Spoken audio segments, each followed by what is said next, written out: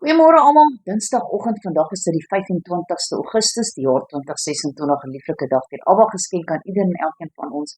My naam is Sonja Gerber. Vanoggend wil ek so 'n bietjie vir jou sê van uitstel, kom afstel.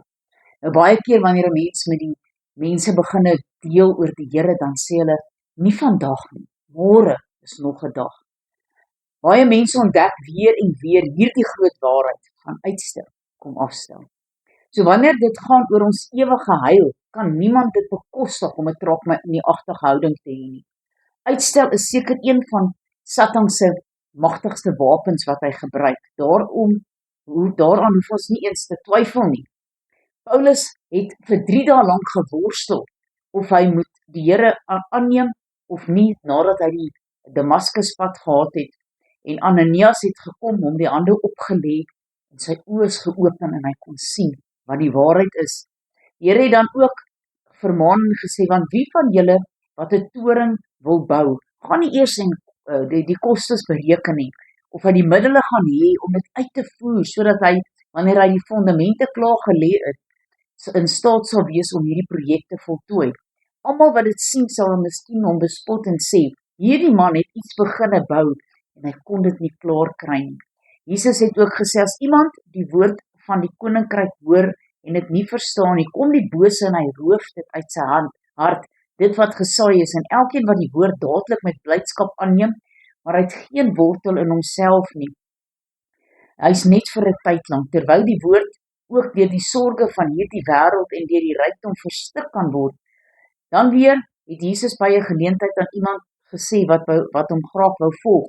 Die jakkals het gate en die voëls van die hemel het neste, maar die seun van die mens het geen plek waar hy sy hoof kan neerlê nie. Dit is dus ongetwyfeld nodig dat ons eers die prys sal bereken voordat ons beginne bou.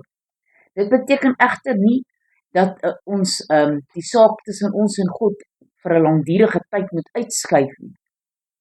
Eenvoudig omdat niemand van ons weet of ons môre nog hier gaan wees nie.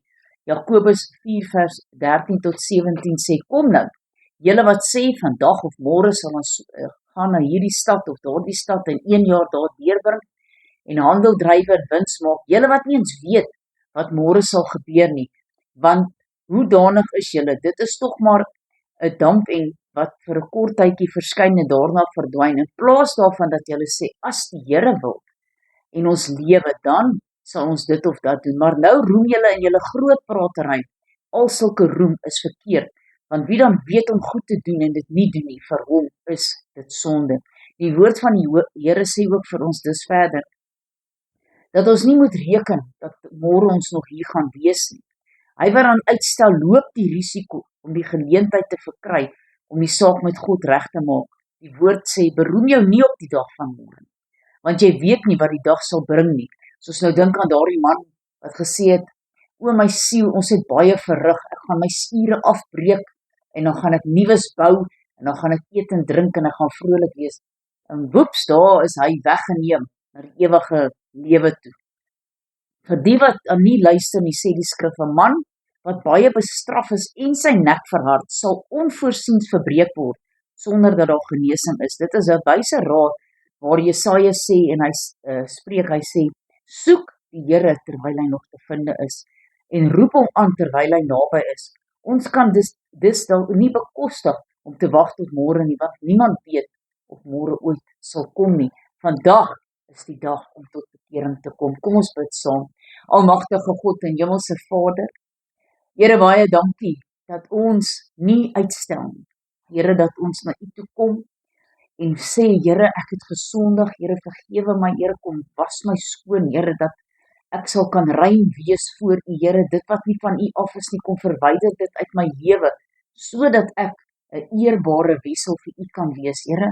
My gebed is dat elke persoon wat die woord van die Here hoor, nie hulle hart sal verhard nie, maar dat hulle ook nie sal uitstel nie, maar dat hulle vandag sal kies om hulle hart en lewe vir U te gee. Here, ek bid dat U elkeen sal seën en dat hulle sal verstaan hoe belangrik dit is om U te dien in gees en in waarheid. Here, aan U alleen kom toe die lof, die eer en die aanbidding. Halleluja. Amen. Amen.